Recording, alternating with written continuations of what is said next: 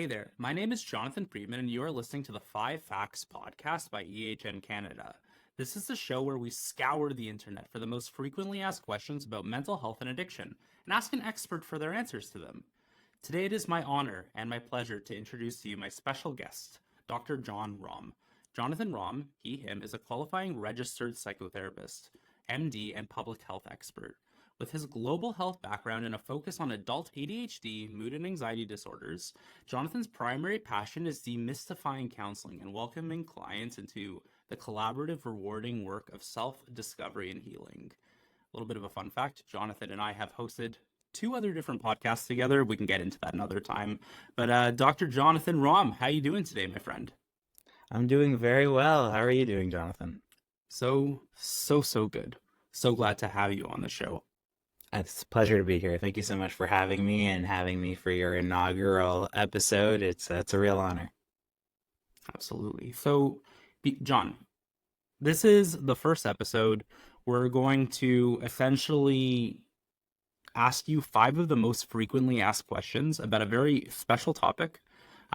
We did a lot of research before the show to see what the people want, what the people are researching, and you're our first expert to tackle those questions. So we're very, very excited to have you. But before we get into that, John, I want to ask, can I call you John? Is that fine? You can call me John, as you have for the last 2 decades almost. Yeah, exactly, right? Perfect. Thank you for that. John, tell the listeners a bit about yourself and your journey into the field of psychotherapy. How did you get here? So there was a time where I was solely focused on medical sciences and medicine, and that's why I did a training in medicine, and I did training in public health as well. And all that kind of culminated in me realizing that the work that I really enjoy the most is working with people one-on-one, talking to them about their problems. There's an element of that is so gratifying when it works and when you feel like you have a breakthrough, that I just wanted that to become my everyday. So I have just recently finished my degree in psychotherapy with Yorkville Congratulations. University. Thank you very much. And I've been practicing now since the beginning of the year. But obviously, I've had my hands in adult ADHD literature and treatment for some time. Through medical school, it was both a topic of education and a topic of actually working with people, as well as ADHD coaching that I did between this degree and the last one. You've been in the world of adult ADHD for a long time, which I think is why today's very special topic is medication therapy and the treatment of adult ADHD. Hmm. And I'm really, really excited about this topic, and I'm really excited to talk to you about it because I feel personally like as somebody in marketing, I'm scrolling through TikTok, I'm exploring mental health, and I feel like ADHD is one of the most commonly discussed topics everywhere. And I think it's really, really great that we're going to be able to take some of those questions people have from the internet and answer them right here with our very own expert. Absolutely. So, are you ready to get down to the nitty gritty? I was born ready. You were born ready. Perfect. Okay, so today's topic, as mentioned, is medication versus therapy in the treatment of adult ADHD. And to kick things off with our first question, I really would love to know what is ADHD? What does it stand for? What's involved in it? What's involved in it diagnostically? How does it affect people? Let's talk about it a little broadly first. So the attention deficit hyperactivity disorder, it's been around for a little while now. There were early descriptions of it like in the 1700s and then in the 1900s, but the modern definition is sort of this um, inability to regulate your executive functions.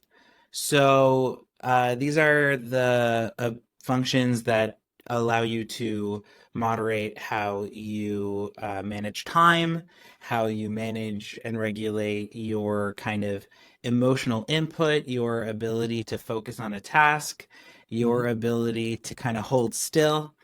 And all of these executive functions exist within all of us, and they actually exist in other disorders, but this kind of sustained deficit of executive function is the current understood definition. Now, to get diagnosed, there are criteria, at least in this side of the world, from the Diagnostic Statistics Manual, DSM, and Number five, the right? That's where we're at. well, so we're actually at a special edition of number five, but the difference has been is that there used to be this understanding that you can start seeing symptoms at 6 years old, and Mm. you would see them at six. The like median age would be six, and then you would see them in perpetuity, and they would just kind of evolve and change, or they would disappear. Now it's understood that you can start to see them later, like 12 years old, Hmm. and you will see these symptoms of being hyperactive or being inattentive or having some combination of the two. Um, which is why the DSM actually creates like kind of three subtypes. If you're mostly inattentive, you have a predominantly inattentive type, or you have a predominantly hyperactive type, or if you have like a melange of both categories, you'll have the combined type. Mm. So there's like attention deficit hyper disorder or combined type attention deficit hyper disorder. It's kind of a way to look at Yeah, it. and they're all called ADHD, but the manifestations kind of fall into those three categories. But to be honest with you, it's such a wide a distribution of how it presents Hmm. that you'll find a lot of commonalities between everyone who presents with it, but you'll also see a lot of kind of specific personality traits mixing with how it shows up, and it also shows up comorbid with like a lot of other disorders. So like it's not uncommon for someone with ADHD to have depression or anxiety or some sort of addictions disorder, something like that. Interesting. And comorbid means having more than one mental illness or mental health That's concern at the same that's time. correct. Yeah, and comorbid illnesses are something to look out for in psychiatry and in psychology and in psychotherapy because it really affects like how you want to approach the treatment. You have to it's something you have to keep at the back of your mind when you're thinking treatment. Mm. Wow. Thank you. That's really, really interesting. And I'm curious a bit about the personality types. Like, how do you see it clustered? What kind of traits do more people who have ADHD exhibit, maybe more so than the population that doesn't currently have a diagnosis of ADHD? What are those similar personality traits? Well, so a lot of people with ADHD have a period where they are either without diagnosis or they've kind of been diagnosed, but they're working through like how they're going to regulate, especially as they're growing up with it, or if they discovered as an adults, there's a whole period where they had to cope on their own, and how they cope on their own can tend to affect the kind of personality they show. So it's not uncommon to find people with not I wouldn't say a diagnosis of avoidant personality disorder, but definitely avoidant behaviors that they show up. If they find that they are not motivated to do whatever task it is that they feel is overwhelming or has like a really is really dopamine expensive, as I would put it in my practice, they find ways to kind of avoid, or they try to diminish it, or they'll do Mm. something to help them cope with those feelings of procrastination. So there's kind of people like I know from like my background as a child and youth worker, sometimes people would be like, my kid is really hyper, but that doesn't necessarily mean ADHD. There's a whole list of criteria and a system. It could be that that person might have a diagnosis of ADHD, whether as a kid or as an adult, but there's specific criteria that just go beyond this sort of attention deficit hyper. There's a bunch of criteria needed at the same time for it to be ADHD. Doesn't mean just the Absolutely. personality as such. Absolutely. And I tell people in my practice, whether you have a diagnosis or not, it's important for medication, but for psychological treatment, if you're dealing with executive function problems throughout your life, that is also a problem. But if you have it uh, uh, uh, kind of persistent and have it affect the quality of your life and your ability to function, and you fall under ADHD, there's research backing up how to approach that you benefit from, because you likely fall into the population that these studies were done on. And I would add to that that there's such a Please. large uh, content dump now Hmm. for ADHD on social media. All the time. And on one hand, like I'm happy to see that, because some people are discovering that they have this disorder where they might have, falsely attributed it to being lazy or being somehow different. And it's also not ideal, because everyone has to deal with executive function in order to live their life. And if Yes. you have days or moments of poor executive function, that doesn't mean you have ADHD. It might mean that's something you have to deal with, but that doesn't necessarily mean you have ADHD. But would you find something on TikTok relatable? Possibly. So it's why I recommend people don't self-diagnose. But if you're dealing with something that you want help with, psychotherapy is pretty much always a good option, because it's not dependent on a diagnosis to receive psychotherapy. Always ask for help. Maybe the answer is a bit different. Like maybe it's not a diagnosis, but that's the first step into understanding a bit more about yourself beyond sort of that, like, realizations with social media. For sure. Really excellent answer to that question, John. Are you ready for the next question? I'm maybe as ready, if not more ready, than the last one. In Family Feud style, here's the second most asked question on the internet about ADHD. Who does ADHD affect the most?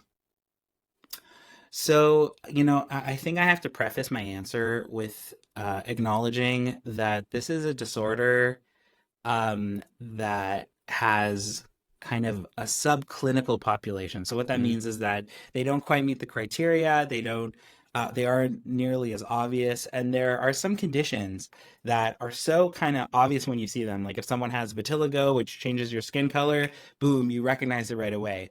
This is one that can mhm. kind of go unrecognized, because until it starts to really affect a person's life negatively, whether it's school or socially or work, you're not going to notice it. So there seems to be a kind of double distribution for the hyperactivity subtype in boys, and then you'll see that twice as much in boys. But then there's this kind of understanding that the inattentive type goes undocumented very often Yeah. in girls and in women. And there's been a lot of interesting theories of why that is, but I'll leave it at that. It's important to note how heritable ADHD is. So, one of the number one things that you can look at is family studies, where they see, like, what are the odds of someone getting ADHD when they have an ADHD, a member of their family suffering from it, or someone, or a set of parents, or one of their parents. And there seems to be like a high transfer rate of ADHD. Does that mean it's completely genetically based? We're not so sure about that. There seems to be like a lot of different factors, but that's something to note, that if you have a family member, there's a higher chance of you getting it. Interesting. And just like as a side question, perhaps from my own curiosity, because I'm really interested always, about relationships and how does ADHD affect relationships when one or both partners have a diagnosis? Is that something you're seeing popping up in the literature and maybe colleagues who do couples counseling, or maybe from your own Yeah, for experience? sure. Yeah, for sure. So a lot of the people who I work with who have ADHD, it tends to not only affect their relationships, but their relationship tends to be one of the things that prompts them to come in now versus a month ago versus, a year ago. Because what'll happen is they will have coping strategies that help them kind of trudge along in their life, and it's going mostly okay to really great, and then those coping strategies will kind of hit against someone else's comfort zone, and they'll wonder, well, why can't you just do it like this? Why can't you just pay attention to this. Why can't you be more organized? Something like that. Right. So yeah, it'll definitely affect relationships a great deal. A relationship where both partners have ADHD manifests in so many different ways that I could see someone, just because we're talking about ice cream doesn't mean that chocolate and vanilla are the same thing. So I think that if two people manifest so differently with their ADHD, there could be clashes because you might not have problems in all aspects of executive functioning, and those things might not overlap. So you might wonder why your partner is doing it this way and not that way if you're both dealing with the same condition. And even then, it might not be just chocolate or vanilla. It might be cherry Garcia, right? Cherry Garcia, yeah, Top tier or flavor, S tier. chocolate chip cookie dough. I don't know what the chocolate chip cookie dough of ADHD is though. I don't know. We'll get there. More research needed, right? Absolutely. So, I think that lays a really, really great groundwork of sort of an understanding of ADHD for maybe people who are, scrolling through social media and learning about ADHD. Um, I think, like for me as sort of your everyman, it's really interesting to hear sort of the background. And now, on our topic today, which is medication versus therapy in the treatment of ADHD, I think it's a good idea to spend some time talking about medication and the treatment of ADHD. So, when is medication used in the treatment of ADHD? And what are some of the kinds of things that people might notice when starting medication? So medication is considered the gold standard for treatment for ADHD. That isn't to say that it doesn't benefit from therapy. It's just something that is considered to be the first line treatment when you're talking about helping someone with the condition. What you would notice when you start really depends on the type of medication. The classic kind of division of the medications is stimulant and non-stimulant medication. So some stimulant medications would include amphetamine salts and methylphenidate, otherwise known as Adderall and Concerta. And these are medications that have a uh, fairly short effect window. They also do have versions that are kind of extended release and allow you to benefit from them all day. But these aren't medications that you're going to take once a week and be fine. These are medications that you're going to take on a daily basis. And what you'll notice is it'll give you a large kind of bump in your attention. So the Mm, way I will start describing it to someone is when they are starting a task, the ability to start that task and the energy required to start that task is now a lot lower because the medication is doing a lot of the heavy lifting, and that's because it holds on to the brain chemicals in the communication pathways a lot longer than they would actually be there normally. So you're not trying to kind of recreate that effect all the time. It's basically just ongoing. Um, an analogy I can use is that ADHD can be described as you have a bunch of balls that you're trying to put into bins, and the ADHD tells you to put it all in bin A and bin C, but you really wanted to have it in bin B. Now, the medication for in large part will help you have more balls to work with, but it won't necessarily like tell you to put it in B. That's usually what therapy is good for. But in terms of your ability to be paying attention, your ability to be calm, your ability to regulate the kind of the capital that you have to use for that, medication is really good for that. The other medications like non-stimulant medications work similarly, but they don't have that kind of um, initial effect where it then disappears that same day. It'll sort of build up over time, and it doesn't have the drawbacks of the stimulants, which is they have a known addictive quality to them, as an amphetamine derivative would most likely have. So that's interesting. So it actually brings up a question that I've been wondering about, which is, does addiction, um, is there a higher proportion of people with ADHD who struggle with addiction or who may be more susceptible to addiction to either the medications that would be supported for ADHD, like an Adderall or a Concerta, or even something like alcoholism or substance use?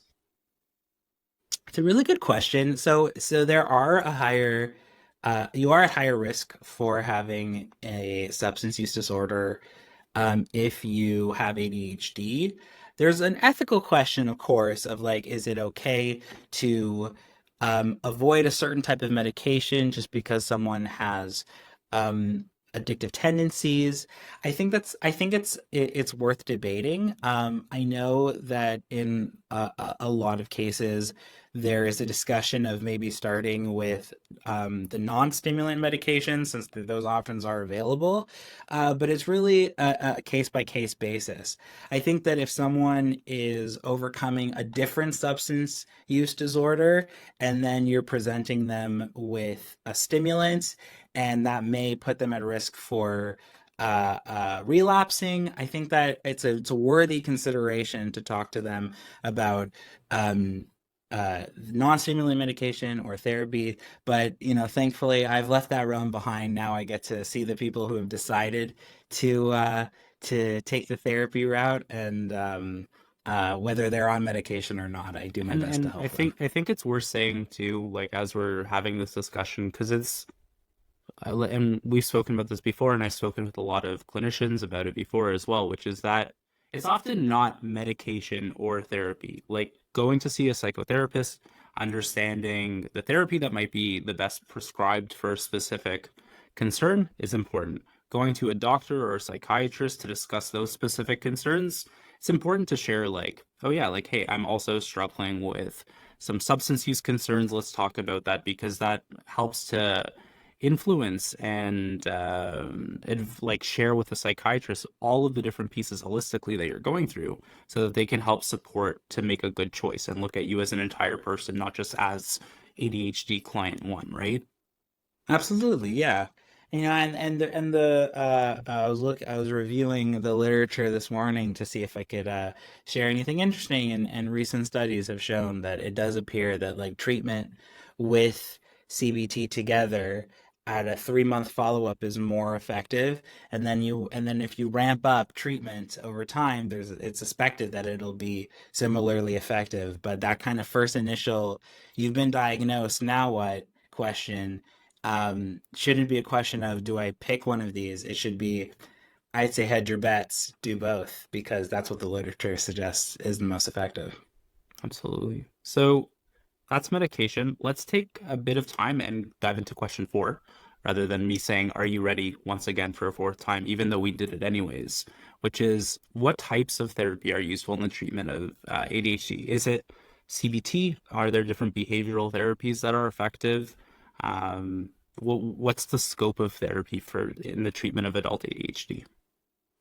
So, a lot of the psychotherapies have been shown to have some positive effect, if not a moderate one and then a weak one. But CBT also does have the benefit of having the most literature done on it. In Mhm. this case, in particular, but in most cases, and CBT is actually shown to be quite effective in helping people navigate ADHD and benefit both in a reduction of symptoms and just a reduction in general distress. I would say that there's definitely no requirement for it to be CBT, but if you're trying to go for the most evidence-based treatment currently, it would be to go with cognitive behavioral therapy. The cognitive behavioral therapy will probably have been modified to have some executive functioning coaching in there, Mhm. some psychoeducation in there, behavioral strategies, cognitive strategies. So it'll be a little bit more integrative than maybe just plain Jane CBT. But nonetheless, CBT seems to be the most effective, although there have been studies done on other ones like biofeedback and some humanistic therapies and psychodynamic therapies as well. So when researchers, and I'm not sure if you have any insight to this, but when researchers are researching and saying, okay, cool, we have CBT, it's been evidence-based for a long time, but we have this whole, you know, there's a lot of people who are struggling with ADHD, and maybe CBT is good, but it can be better. Like, what are some of the steps these researchers are taking to say, oh yeah, we want to throw some executive functioning coaching in there. Oh yeah, we want to throw this kind of psychoeducation. Is there like a trial period and then they roll it into some studies? What's sort of the process there? Yeah, so it's kind of a double-edged sword because we are kind of in this like amazing pioneering time in Hmm. both in CBT in general and CBT for ADHD. There's been a big push now for mindfulness focused CBT, and that's been showing to have some pretty good effects on people with ADHD. And so when people are trying to research these new strategies in CBT, they'll create a protocol or they'll try to um, uh, uh, create something that is replicable and something that can be studied well. The downside is that it because everyone has good ideas and everyone wants to see what'll work, Hmm. the mm, the manual for how to do CBT is so varied now that you might get these very heterogeneous studies. So you'll get these studies that it's not that everyone did the same thing exactly, or you'll get these studies where, you'll get these set of studies. Within the study, everyone's doing the same thing. But if you're comparing studies, they didn't do it the exact same way, or they didn't work with the exact population, or the measurements weren't exactly the same. And so it's hard to say, like, if we take all this data together, do we have a good effect? The good thing is that because the effects seem to be pretty consistently good throughout all of these different experiments and these different studies. It's you can trust at the very least that CBT isn't doing any harm and that there's it's worth trying because you might be able to recreate the effects in some of the studies seen, if not all of the studies, which would be ideal. Awesome. So CBT is the way to go, and as time goes by, there's more and more versions or permutations of CBT that are addressing ADHD maybe more specifically. Absolutely, and there's this idea that CBT doesn't really affect ADHD's core issues. Rather, it affects the results of those issues. Mm, So I'll give you an example. So if you're the type of person who is going to have a lot of avoidance because the idea of doing the thing that you're supposed to do is really cognitively taxing. It just sounds like you're going to have to think through it and it's going to have a lot of steps.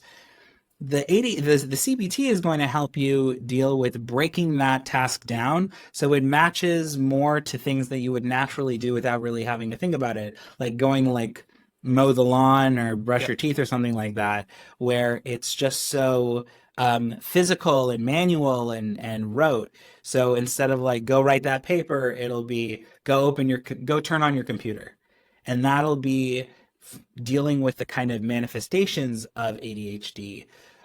What it won't do is it won't suddenly make you a more um, attentive person inherently. It'll just teach you how to compensate for who you are. And if you have the benefit of medication, how to direct the benefits of that medication to capitalize on what it is you're taking. Awesome. So before we get to sort of our last question, I have another previous to the last question. Like I'm really curious about this on the therapy piece side of it, which is what are challenges to expect in therapy if you have ADHD? If you're coming, you've decided, hey, I'm going to give therapy a try. I've gotten maybe, I've spoken to a doctor. We agree that this is the way to go.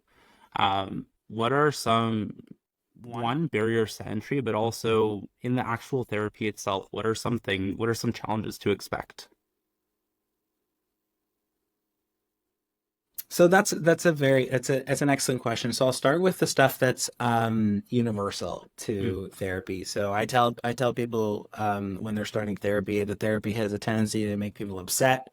We're kind of unearthing deep-seated problems, and we're looking at them and we're dealing with them, and that's a very emotionally charged process. And until you start to benefit from the actual work of therapy, it can be a little bit challenging to overcome that. And that lack of immediate gratification in the context of someone with ADHD kind of feeds into the poor executive function, because this is your ability to say, I am doing what is hard right now because it's right for me and it's helpful. And if you don't have that kind of built-in ability to do that, therapy is going to seem really challenging. Now, the way to overcome that challenge is to have a therapist who warns you of that ahead of time and tries to sew in early benefits into the CBT practice, so you're seeing benefits very early on, and you can kind of build on those improvements, and then have the bigger obstacles be something that you chip away at over time, as opposed to trying to do the big things right away and having weeks of no real change or benefit.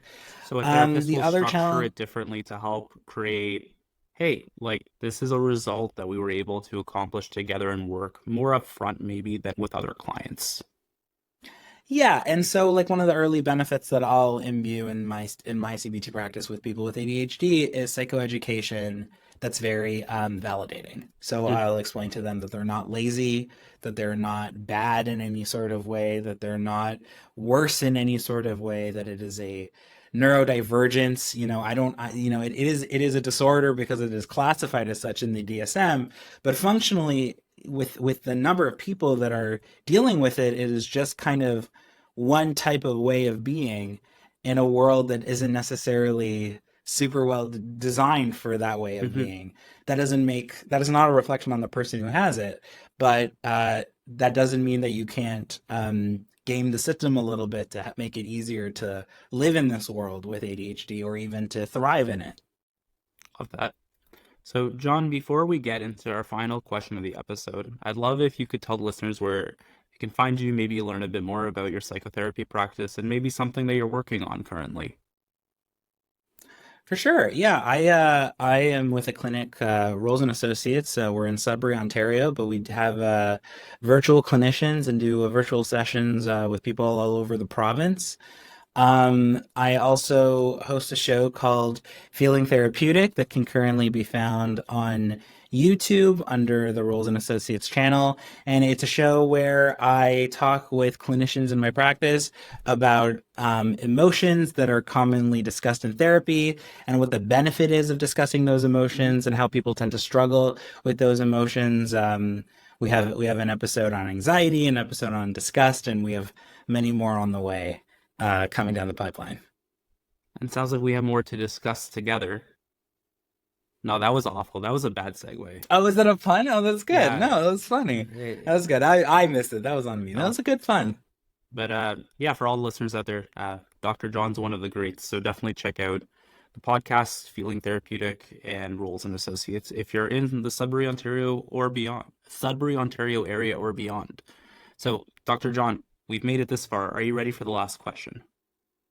I am somehow more ready than I was for the first question. Perfect. I've Believe only it or asked if not. you're ready 3 times, so we're good. This is a good start. That's an appropriate amount, I I would feel say. feel so. 3 out of 5 ain't bad. Sure. So we've spoken about therapy. We've spoken about medication. What is the future of ADHD treatment? Like what's the mix, do you feel, or from the literature, of medication, of therapy, and where do you think things are headed? I know we were alluding to it a little bit before, but I'd love to go into a bit more depth about it. I think ADHD is an interesting condition to talk about the future of, because in some ways it's also discussing the future of kind of classifying it and understanding who has it and who would benefit from treatment. I think that based on how things are going with the DSM, it does seem that things are expanding on who they will classify as having as Mm. ADHD.